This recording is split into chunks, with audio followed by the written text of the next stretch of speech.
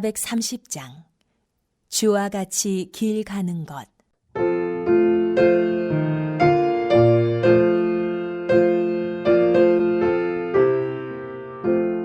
주와 같이 길 가는 것 즐거운 일 아닌가.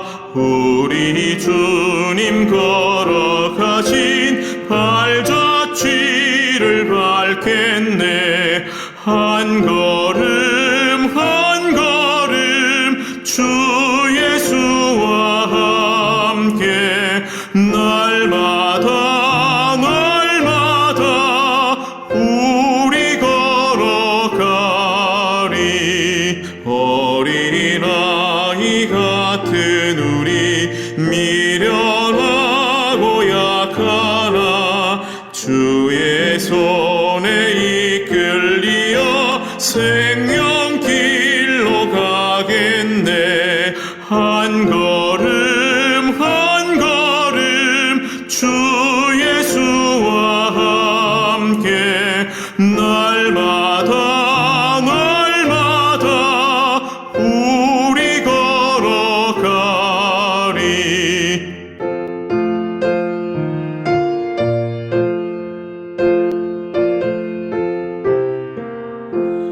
꽃이 피는 들판이나 험한 골짜기라도 주가 인도하는 대로 주와 같이 가겠네. 한 걸음 한 걸음 주 예수와 함께 날마다 우리 걸어가리. 옛 선지자 에녹같이 우리들도 천국에 들려 올라갈 때까지 주와 같이 걷겠네. 한 걸음 한 걸음 주 예수와 함께 날마다 우리 걸어가리.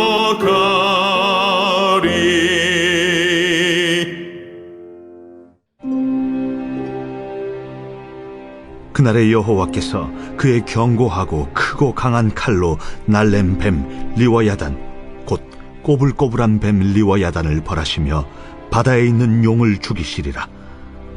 그날에 너희는 아름다운 포도원을 두고 노래를 부를지어다.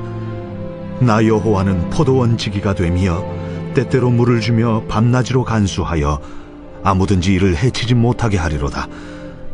나는 포도원에 대하여 노함이 없나니 찔레와 가시가 나를 대적하여 싸운다 하자 내가 그것을 밟고 모아 불사르리라. 그리하지 아니하면 내 힘을 의지하고 나와 화친하며 나와 화친할 것이니라. 후일에는 야곱의 뿌리가 박히며 이스라엘의 움이 돋고 꽃이 필 것이라. 그들이 그 결실로 지면을 채우리로다.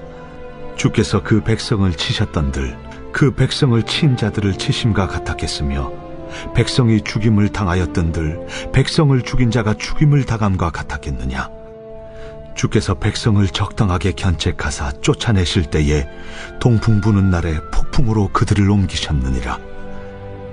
야곱의 뿌리가 속함을 얻으며 그의 죄 없이 함을 받을 결과는 이로 말미암나니 곧 그가 제단의 모든 돌을 부서진 횃돌 같게 하며 아세라와 태양상이 다시 서지 못하게 함에 있는 것이라. 대저 견고한 성읍은 적막하고 거처가 황무하며 버림받아 광야와 같은즉 송아지가 거기에서 먹고 거기에 누우며 그 나무 가지를 먹어 없이 하리라. 가지가 마르면 꺾이나니 여인들이 와서 그것을 불사를 것이라. 백성이 지각이 없으므로 그들을 지으시니가 불쌍히 여기지 아니하시며 그들을 조성하시니가 은혜를 베풀지 아니하시리라. 너희 이스라엘 자손들아, 그날에 여호와께서 창이라는 하수에서부터 애굽 시내에까지 과실을 떠는 것 같이 너희를 하나하나 모으시리라. 그날에 큰 나팔을 불리니 아수르 땅에서 멸망하는 자들과 애굽 땅으로 쫓겨난 자들이 돌아와서 예루살렘 성산에서 여호와께 예배하리라.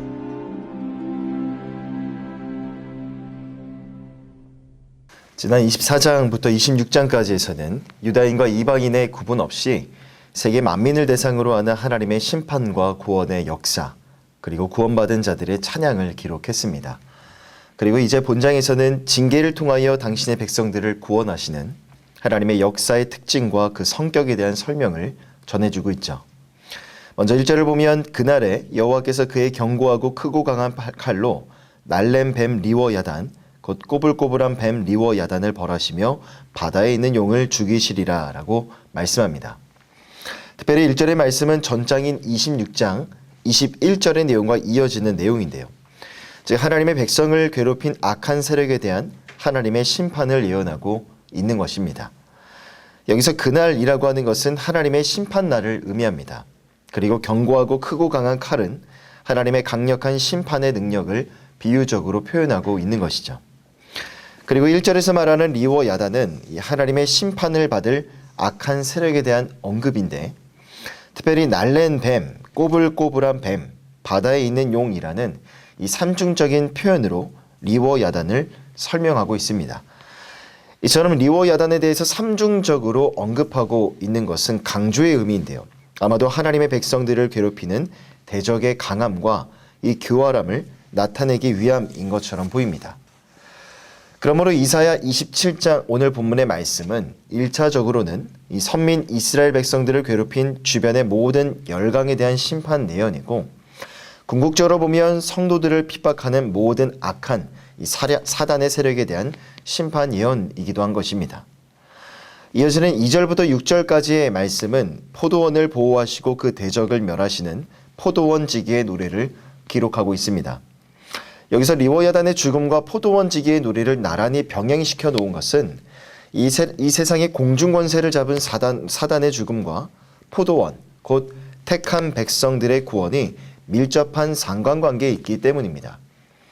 특별히 본문에 나오는 포도원지기의 노래는 지난 이사야 5장에 나오는 포도원의 노래와는 내용상 서로 대조적이라고 볼 수 있죠. 지난 5장에서는 포도원 농부의 극진한 사랑과 돌보심에도 불구하고 악한 들포도를 맺는 포도나무, 즉 이 선민 이스라엘에 대한 책망을 주된 내용으로 다루고 있습니다. 하지만 오늘 본문 27장에서는 포도원지기가 밤낮으로 수고하여서 풍성한 결실이 맺혀지게 되고 그것이 온 지면을 가득 채우게 될 것을 노래하고 있는 것이죠. 6절을 보면 후일에는 야곱의 뿌리가 박히며 이스라엘의 움이 돋고 꽃이 필 것이라 그들이 그 결실로 지면을 채우리로다 라고 말씀합니다. 여기서 포도원이라고 하는 것은 1차적으로 선민 이스라엘 백성들을 지칭합니다. 그리고 궁극적으로 보면 포도원은 영적인 이스라엘, 우리의 교회를 가리키죠. 3절에서 나 여호와는 포도원지기가 되며 라는 말은 여호와께서 친히 포도원지기가 되어주셔서 선민 이스라엘을 그리고 교회를 지키시고 보호하시겠다라는 말씀입니다. 즉 여호와께서 포도원을 짓밟고 황목해 하려는 세력으로부터 특별한 주의를 기울이시고 보호하시며 가꾸신다라는 뜻이겠죠. 또한 여호와께서 포도원지기가 되신다는 말은 결국 자기 백성을 사랑하셔서 눈동자처럼 보호하시며 친절로 양육하시는 자비로운 하나님의 성품을 묘사한 말이라고도 볼 수 있습니다. 이스라엘의 역사를 돌아보면 이스라엘 백성들은 거듭된 실패와 폐역의 모습을 보여주었습니다. 하지만 그럼에도 불구하고 한 번 구원하시기로 작정하신 자들의 구원을 위해 하나님의 열심은 결코 실패하지 않았다는 것을 오늘 27장에 나오는 포도원지기의 모습을 통해서 이스라엘이 걸어온 역사를 통해서 우리는 알 수가 있죠. 그리고 그 하나님의 열심은 오늘날 영적 이스라엘인 우리의 삶과 우리의 교회를 향하고 있습니다. 이어지는 7절부터 마지막 13절까지의 말씀은 회복에 대한 약속입니다. 1절부터 6절에서는 사단을 상징하는 리워 야단의 멸망 예언과 또 포도원지기의 노래를 통해서 택한 백성들을 위한 하나님의 구원 계획은 반드시 결실을 맺게 된다는 것을 보여주었죠. 이제 마지막 단락에서는 택한 백성들에게 구원을 베푸시기 전 먼저 그들의 죄에 대한 징계가 주어지게 될 것인데 그 징계의 특징과 회복에 대한 약속을 소개하고 있습니다. 먼저 7절과 8절을 보면 택한 백성에 대한 하나님의 징계는요, 대적들에 대한 하나님의 징벌보다 결코 크지 않다는 것을 말씀하고 있습니다. 하나님의 심판의 양면성을 보여주고 있는 것인데요.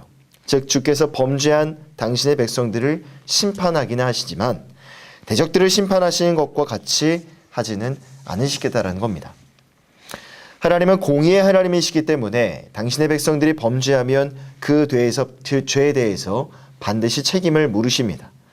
하지만 이것은 당신의 백성들을 진멸시키기 위한 것이 결코 아니고 다만 그들로 하여금 죄에서 돌이켜 깨닫게 하시고 회개케 하기 위한 사랑의 징계가 되는 것이죠.